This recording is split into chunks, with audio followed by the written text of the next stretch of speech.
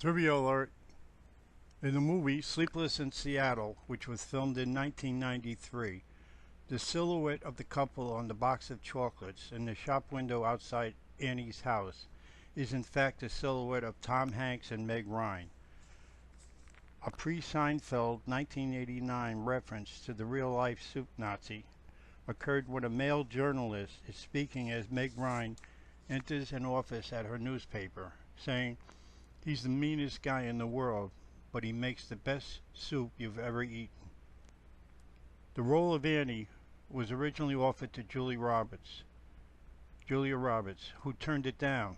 Kim Basinger was also offered the role in the early script process, but turned it down because she thought the premise was ridiculous. After Michelle Pfeiffer, Jennifer Jason Leigh, and Jodie Foster declined as well, Meg Ryan landed the role. Trivia alert. Gandhi was filmed in 1982. Born Krishna Banji, Ben Kingsley's paternal family was from the same Indian state as Gandhi. Ben Kingsley looked so much like Gandhi, many natives thought him to be Gandhi's ghost.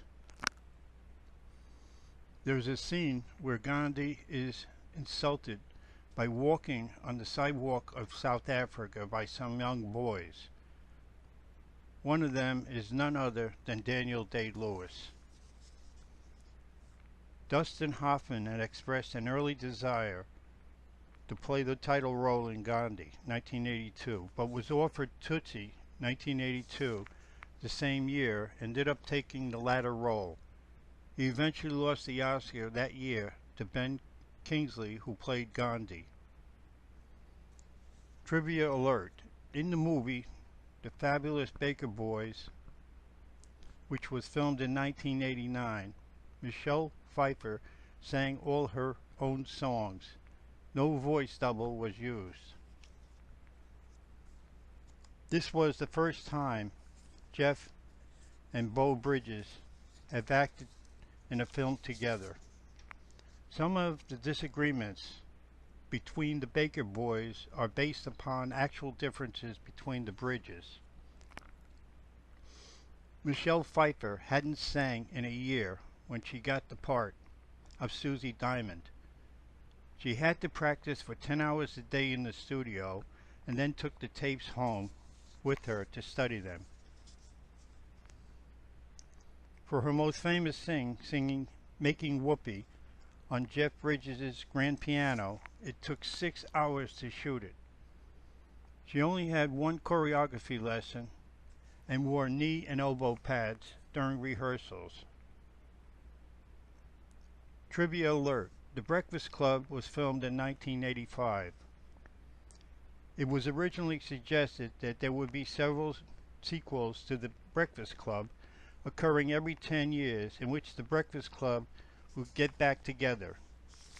This did not come to pass due to the volatile relationship between the director John Hughes and actor Judd Nelson. John Hughes stated that he would never work with Nelson again, and it was unclear whether Hughes still had held ill will against his off-cast starlet, Molly Ringwald.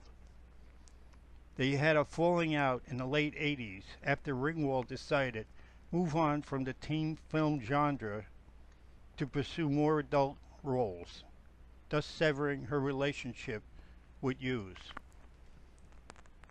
Further details and more trivia can be found in this book, 101 Memorable Movie Plots. In 101 Memorable Movie Plots, the reader is shown a plot outline of a movie on one page and has to identify the title of that movie for this plot outline.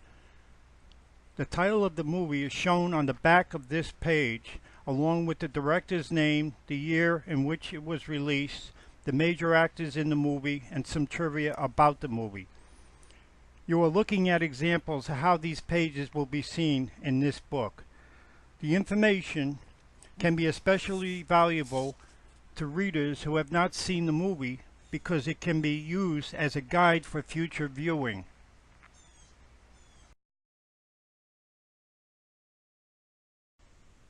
The website again is www.litrivia.com.